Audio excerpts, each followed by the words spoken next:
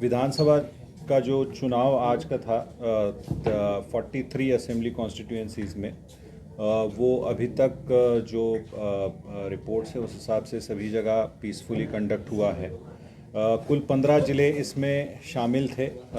15 ज़िलों में ये 43 कॉन्स्टिट्यूएंसीज़ में ये शामिल थे और इसमें नक्सल कॉन्टेक्स्ट में अगर देखेंगे झारखंड के लिए जो एक सबसे बड़ा चैलेंज रहता है तो मैक्सिमम जो नक्सल एरियाज़ था वो इन्हीं 15 ज़िलों में शामिल रहा। इसलिए प्रशासन के लिए और पुलिस के लिए एक बड़ी चुनौती थी, खासकर ये 13 तारीख का आज का चुनाव। और इसमें जो टोटल हमारे 15,334 बूथ थे उसमें से लगभग 2,249 2249 बूथ्स जो थे उसको नक्सल के पॉइंट ऑफ व्यू से हम लोगों ने काफ़ी सेंसिटिव मानते हुए क्रिटिकल उसको घोषित किया था। और इसके अलावा जो टोटल क्रिटिकल बूथ्स थे वो अराउंड 7851 टोटल आउट ऑफ 15,334 में से ये थे। इन सभी बूथ्स को हम लोगों ने CAPF जो है उसके माध्यम से कवर किया था। 100% कवरेज दिया गया था। जो टोटल डिप्लॉयमेंट हुआ था स्टेट में नक्सल सिनारियो को देखते हुए और बाकी जो सेंसिटिविटी को देखते हुए उसमें केंद्रीय अर्धसैनिक बलों की 600 कंपनियां प्रतिनियुक्त की गई थी। झारखंड की जो आर्म्ड पुलिस है उसकी 60 कंपनियां प्रतिनियुक्त की गई थी। जो स्टेट आर्म्ड फोर्स है वो करीब 15,291 के संख्या में जो है प्रतिनियुक्त किया गया था। होमगार्ड्स भी अराउंड 14,000 के टोटल संख्या में ज़िलों में डिप्यूट किया गया था। एक बड़ा चैलेंज इसमें हमारे लिए था क्योंकि ये नक्सल फेज़ भी थी, नक्सल एरिया काफ़ी थी और इसमें शैडो एरिया जिसमें कि कम्युनिकेशन ब्लैकआउट रहता है, कम्युनिकेशन नहीं हो सकता है। वैसे हमारे यहाँ लगभग 286 बूथ्स थे जिनके लिए हमें विशेष व्यवस्था करनी पड़ी थी और उसके लिए हम लोगों ने कम्युनिकेशन की अलग से व्यवस्था भी रखी थी ताकि उनसे लगातार संपर्क बना रहे और जो भी वहाँ की गतिविधि है उसको हम लोग मॉनिटर कर सके।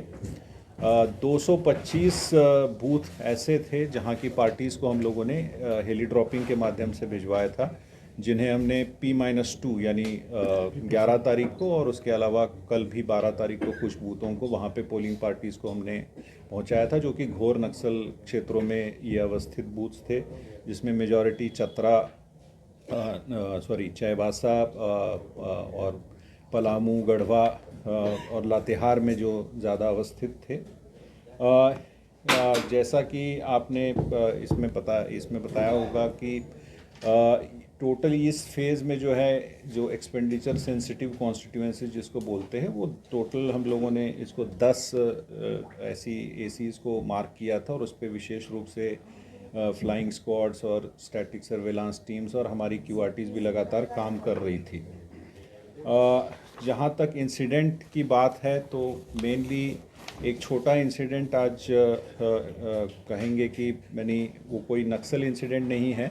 बेसिकली लातेहार में एक ISR था जो लोकेशन था, कैंप था, जहाँ पे CRPF की टीम पोलिंग पार्टीज़ के साथ तैनात थी और उनको वहाँ से मुंडू एक बूथ है वहाँ पे जाना था। उसी क्रम में एक एक्सीडेंटल फायर उसी टीम के द्वारा हुआ जिसमें कि CRPF के कांस्टेबल संतोष यादव वो गोली लगने से ज़ख्मी हुए थे। इमीडिएटली उनको मॉर्निंग में ही जैसे ही ये खबर यहाँ मिली वैसे ही हम लोगों ने यहाँ से चॉपर डिस्पैच किया और उनका फर्स्ट एड पलामू में हुआ और उसके बाद पलामू से उनको एयरलिफ्ट करते हुए रांची लाया गया और रांची से अभी उनको जो है यहाँ से एयर एम्बुलेंस के माध्यम से जो है दिल्ली भेजा गया है। उनकी कंडीशन स्टेबल है और उनके हाथ में गोली लगी थी, उसका ऑपरेशन भी हो चुका है, he is out of danger. तो ये एक्सीडेंटल फायर था बेसिकली। आगे का इसमें डिटेल्स अभी वहाँ के कंसर्न ऑफिसर से उनको जांच करने के लिए बताया गया है। जहाँ तक केसेस से संबंधित है तो अभी तक कुल 6 केसेस दर्ज हुए हैं, जिसमें कि रांची में 3 केस दर्ज हुए हैं। इसमें से एक कांके AC में हुआ है, एक रांची में, एक हटिया में।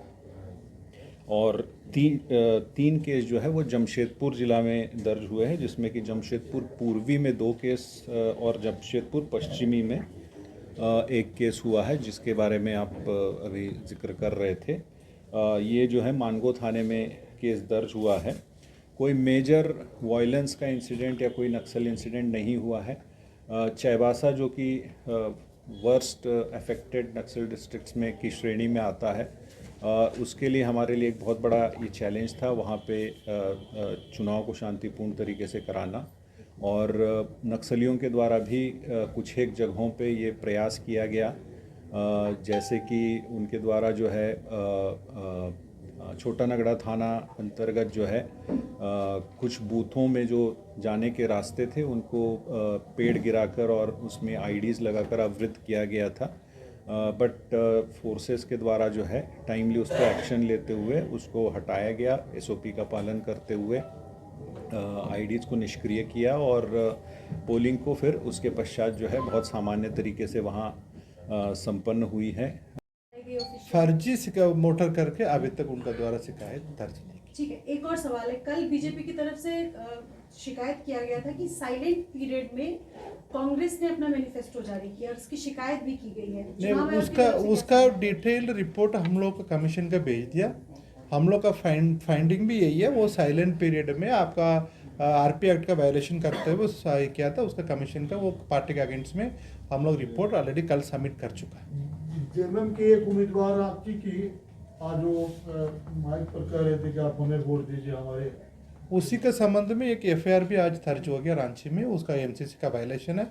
एफआईआर दर्ज करते हुए रिपोर्ट भी हम लोग के पास प्राप्त। टोटल कितने प्राथमिकी दर्ज हुई? टोटल 7 है, आपका वो 6 है।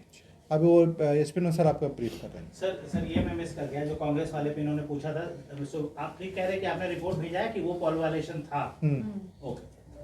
और जेएमएम के पीसी पे भी ऑब्जेक्शन हुआ था साइलेंट पीरियड उसका पीसी उसका पहले के दिन का बोला जा रहा है। उसका हम लोग का डीओ से रिपोर्ट मांग रहा है। बेसिकली वो क्लियर कट एस्टेब्लिश नहीं हो रही थी उसका वो पीसी कब का है क्या है करके, इसलिए डीओ से हम लोग रिपोर्ट मांग रहे हैं। इसी में हम लोग को वो स्पष्ट क्लियर हो गया था, इसलिए उसमें रिपोर्ट हम लोग उसका भेज दिया उसको।